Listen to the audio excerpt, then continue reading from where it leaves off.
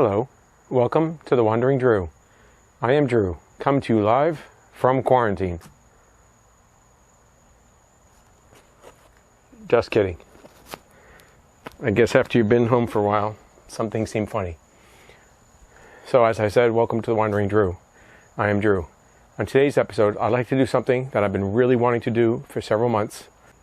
In July of 2019, I hiked what is routinely described as one of the best trails in North America. And while I was doing the research for that trail, I was able to locate a lot of information about the trail itself, but not a lot of information about the trail origin or its namesake.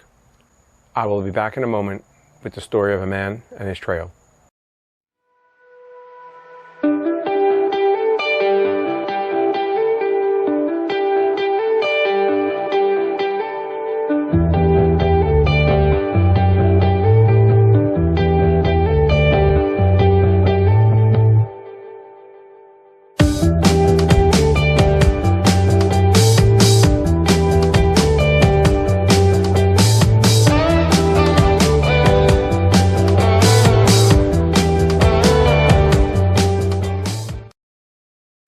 Welcome back. Thank you for joining me.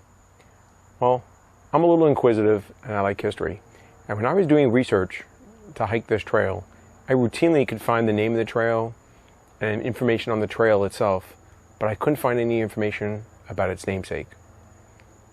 And that trail, the Art Loeb Trail, and its namesake, obviously Mr. Loeb, there was just really no information out there about who he was and why this trail is named after him. So I decided to do a little bit of research and start looking into this. And sadly, when I hiked the trail, there was really no mention of Mr. Loeb anywhere on the trail, except for at the top of a mountain on the trail. And at the summit of Black Balsam Knob, which is the highest point of the Art Loeb Trail, there's a plaque there. And you can see that that plaque states, Author J. Loeb, 1914 to 1968. Industrialist, conservationist, and hiker who deeply loved these mountains. And as I mentioned before, that's on the highest point of the Art Loeb Trail, Black Balsam Knob, at 6,214 feet. Another thing that really annoyed me is that every time I came across Mr. Loeb's name or reference to him, they used the same quote, which is on the plaque, a man who deeply loved these mountains.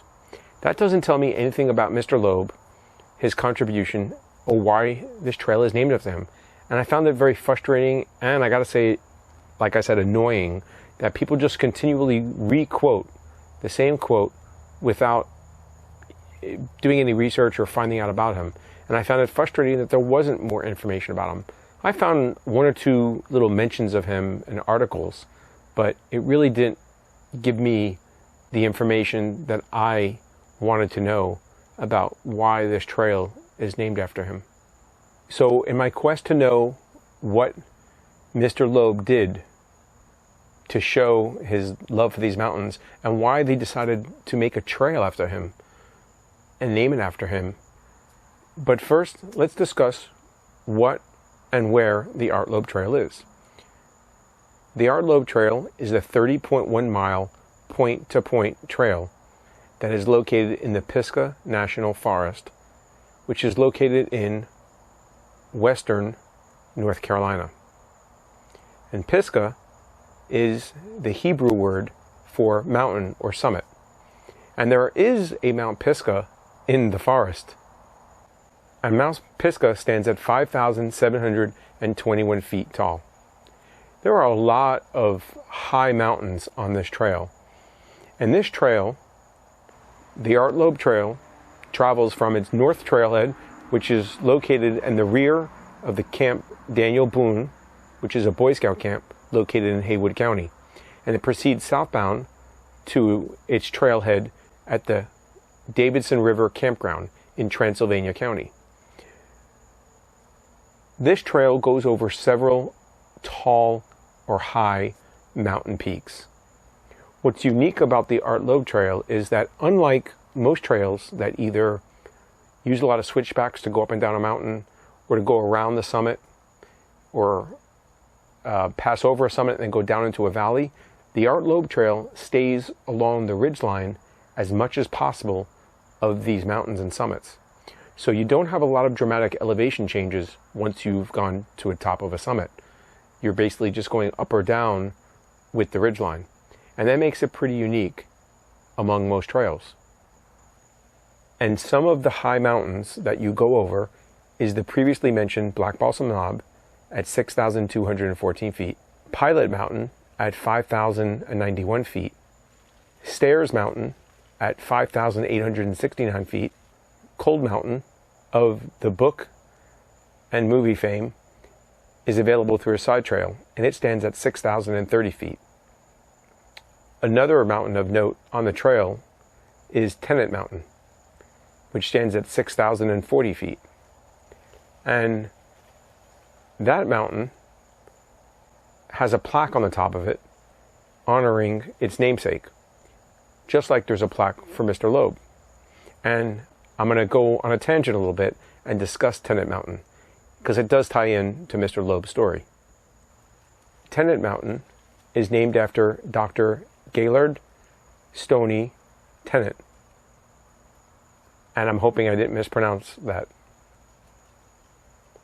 And there's a plaque on the top of the mountain to honor Dr. Tennant. So on the plaque it states, in honor of Dr. Tennant, and to paraphrase a little bit, but it does say, quote, organized hiking in North Carolina.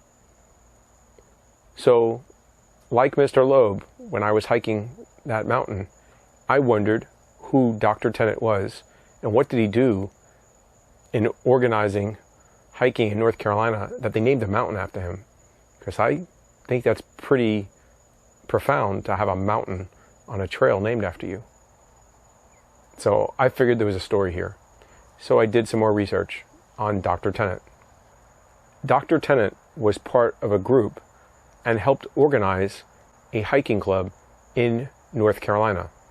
And that club, the Carolina Mountain Club, was formed from a lot of people that were part of a previous club in the area. And that other club was the southern chapter of the Appalachian Mountain Club. And that club was really interested in maintaining two huts or cabins that they had in the mountains for the use of its members. And back then it wasn't really hiking or hikers that they were taking care of.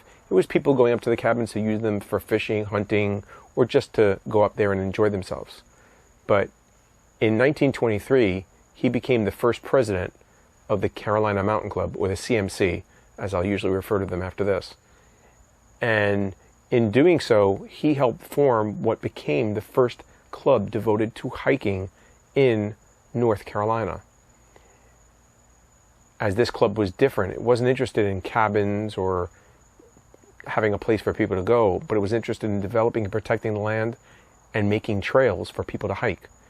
And that is Mr. Tennant, or should I say Dr. Tennant's contribution to hiking in North Carolina, and why when he passed away several years later, he decided to name the mountain after him. Like most stories, if you start doing research, the more you look, the more you'll find.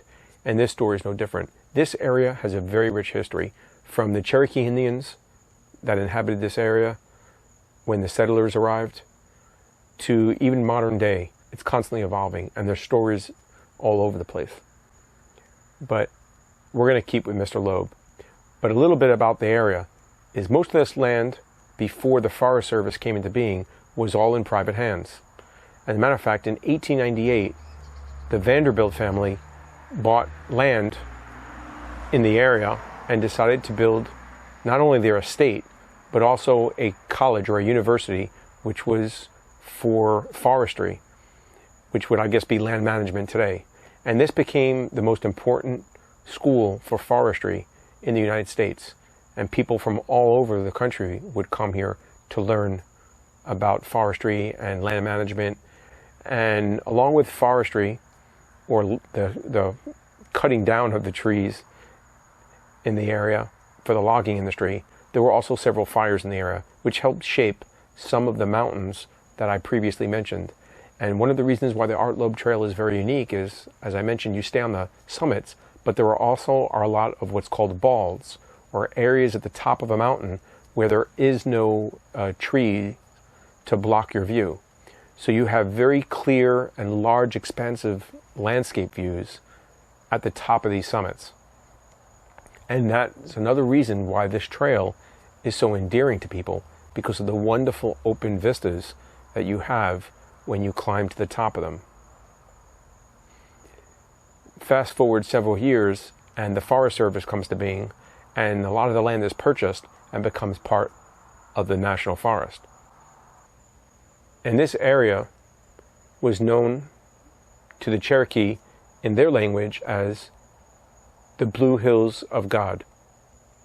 Okay, so that's enough of where and what the Art Loeb Trail is.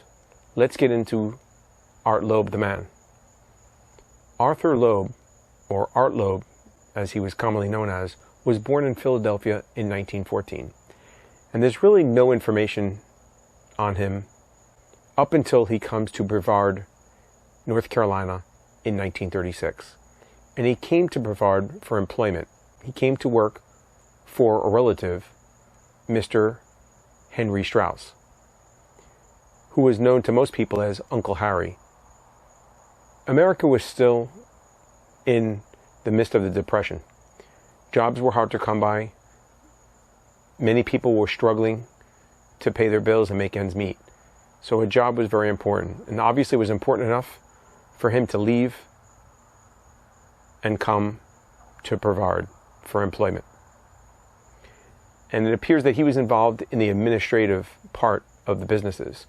Mr. Strauss was a very successful businessman. He started out as a worker, managed to scrimp and save, and purchased a business that he was a customer of, and from there began several other businesses in the future. But he became very interested in a process that was used in France to make paper out of flax and flaxseed. And this was commonly used for cigarette rolling papers, which was very popular at the time. It was also used for somewhat in artwork and also Bibles and other documents. But the big customer in this case was cigarettes. And no one was using this process in the United States. But he became interested in that. And he wanted to build a business around manufacturing this paper. And this actually became very fortuitous because in Europe, there was trouble brewing on the horizon with increased tension between countries and World War II, which would begin in 1939. So in May of 1938, Mr. Strauss purchases 225 acres of land located on the Davidson River. And he chose the Davidson River because of the river itself. It would provide ample water for the paper mill and plant that he was going to build, and that water was needed as part of the process. And on June 14th, 1939, the Augusta paper mill opened for business. And Mr. Strauss chose the name Augusta because it's the Cherokee name for the river. And the meaning of Augusta in the Cherokee language is somewhat unsure of, but it's believed to either mean silvery waters or galloping river, which describes the river itself. So the paper mill opened up and began producing this flax paper. It also looks like Mr. Loeb became the vice president of another company which was owned by Mr. Strauss and was involved in procuring the flax and flaxseed needed to make the paper. I guess part of the supply chain today, you would call it logistics. And this company was in California. So Mr. Loeb would frequently travel up and back from California to North Carolina, but also other places in the country to secure the supplies they would need to continue manufacturing paper, especially after World War II began in 1939, shortly after the plant opened. This became even more important. So Mr. Loeb would frequently travel as part of his business. And on one of these trips, he ran into Kathleen, who was to become his wife. And she was from Wisconsin. I found an article announcing their marriage, and their return to Brevard lists him as an officer, the vice president of this company in California, and described their marriage in Chicago, their honeymoon in Florida, and their return to Brevard. That article announcing their marriage in November of 1941 came right before the United States' involvement in World War II. And like many Americans at that time, Mr. Loeb answered the call of his nation and joined the Army. I was able to find several articles listing Mr. Loeb in the military, including one that shows his address in the military, another one that denotes his promotion, and a third which welcomes him back to the plant at the close of the hostilities in 1945. So Mr. Loeb did his service to his country and returned home in 1945 to take up his job at the plant once more. So that covers Mr. Loeb's professional life, but let's get into his personal life, because that's where we're interested in and his connection with the trail. Mr. Loeb was doing well professionally. He had gotten married to Kathleen, and he had 2 daughters. Unfortunately, in 1959, at the age of 45, Art Loeb suffered a heart attack. As part of his convalescence, his doctor recommended to him that he take up walking. And Mr. Loeb did exactly that. I think we can all see where this is going. He started walking around his neighborhood and outside his house, but he began walking further and further. And eventually, he began walking up the mountains in the area, in what is today the Pisgah National Forest. He joined the CMC, the Carolina Mountain Club, and made connections with other hikers. He was well known for going out hiking with other people from the club and other people in general, and going hiking. He exposed both his daughters to hiking. Mr. Loeb is also fondly remembered by Mr. Dickinson, who became his son-in-law, who in an interview recounts going hiking with Mr. Loeb and his daughter and several other members of the Carolina Mountain Club over the years. In Mr. Loeb's walking and then becoming involved in the CMC, he became involved in making the trails, but more importantly, maintaining them. So he would hike routinely in these mountains, mark the trails, and maintain the trails for himself and other hikers. And this is what he became known for. Sadly, in 1968, Mr. Loeb was diagnosed with a brain tumor. And in December of 1968, he passed away. Mr. Loeb had mentioned his fondness for Tennant Mountain. He loved the idea of the plaque at the top of the mountain to honor Dr. Tennant, and the fact that the mountain was named after him. After Mr. Loeb passed, there was a push to have a mountain renamed after him. Unfortunately, the Forest Service would not rename a mountain after Mr. Loeb. That was not a practice that was still ongoing. So the Carolina Mountain Club came up with another idea. How about a memorial trail, or a trail honoring Mr. Loeb?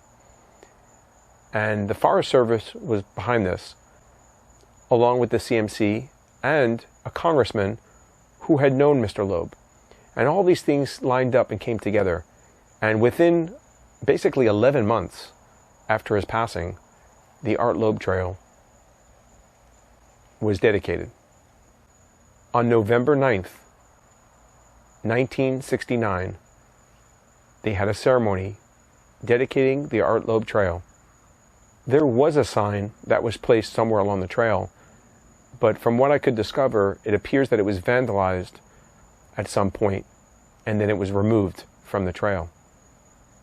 So the only mention remaining now of Mr. Loeb is the plaque at the top of the mountain. on Black Balsam Knob, just like the one that he liked, honoring Dr. Tennant. Originally, the trail was supposed to include Cold Mountain, but these lands were still in the Vanderbilt family and had not yet been sold to the Forest Service. Today, they are part of Forest Service land, and, as I mentioned before, it can be reached through a side trail off the Art Loeb Trail. Additionally, when the Art Loeb Trail opened, it appears that it was only 25 miles long, and over the years has grown to 30.1. And later, in 1977, when they were designing the Mountain to Sea Trail, they utilized a portion of the Art Loeb Trail that is just under a mile long, probably about 9/10 of a mile, where they share the same trail. When I hiked the trail in July of 2019, I observed this plaque on the top of Black Balsam Knob. But this is not the original plaque. You'll note that it was dedicated in January of 2019. There was an earlier plaque that was placed there, which you can see in this picture. I started researching this topic seriously in December of 2019, and I wish I would have started a little sooner, because in November of 2019, to celebrate the 50th anniversary of Mr. Loeb's trail, on the exact same date that the trail opened 50 years later, Mr. Loeb's family climbed to the top of the mountain of Black Balsam Knob, and having a bottle of champagne with them, I could only imagine they had a toast to Mr. Loeb and his trail. This area, its mountains, and this trail was near and dear to Mr. Loeb, and he helped protect it and shape its future. Mr. Loeb and his family can be proud of the legacy of protecting this land and the trail, and the thousands of people that have hiked it. I think the sad part is that they know Mr. Loeb's name and the name of the trail, but they don't know anything about the man that the trail is named after. I'm glad I got to do this research on Mr. Loeb, for I think I'm a little bit richer for having done it. I think it's interesting to learn some of the stories behind the people that hike the trail, or in this case, how the trail came to be. I think having done this, I would like to revisit this trail and some of the places that I read about. The Augusta paper mill was sold several times since its opening in 1939. Sadly, it closed for good in 2002. In January of 2008, the land was auctioned off, and it is to be developed. The land will be a commercial, residential, hospitality, and public use site in the future. In 2008, following the auction, demolition of the plant and the mill and its surrounding property was begun, and that was completed in 2011. Mr. Strauss, or Uncle Harry, as he was known to many of the employees, passed away at 67 years of age in 1951. Art Loeb's wife, Kathleen, passed away in 2003 at the age of 89. His daughter Joan and her husband John both remain in the area and became avid hikers themselves. Both of them were involved in the CMC and held various positions within the club over the years. John additionally was a board member for the Appalachian Trail Conservancy. In addition to becoming president of the CMC, one can see that hiking, conservation, and preserving the outdoor spaces and lands run deep in the Loeb family. I am grateful to author Danny Bernstein. I would like to thank her for her assistance in this episode. Several of her articles on Art Loeb and hiking trails, as well as several of her books, which cover hiking in North Carolina, were very useful as a starting point for my research. Additionally, I'd like to thank the Transylvania County Library and digitalnorthcarolina.org for their assistance in doing research, and both Danny Bernstein and the library and digitalnorthcarolina.org allowed me to utilize several of the photos you saw here. There are several stories within this one, and this episode could have gone on a lot longer. I tried to take out a lot of the extraneous stuff. As I get older, I see more and more that every person has a story, and every person's life is interesting, even if it's sometimes not a good one. So often we see the person of who they are today, and we know not their story, what they've done, what they've experienced, or where their boots have taken them. I'm hoping to do more stories like this one about some of the trails as the opportunity arises. I hope you liked it. Please, if you like this and you'd like to see some more of these, let me know. Leave a comment below. Give me a thumbs up or a like, and if you feel like it, please consider subscribing to the channel. I want to thank you for taking time out to watch this video. Till we meet again.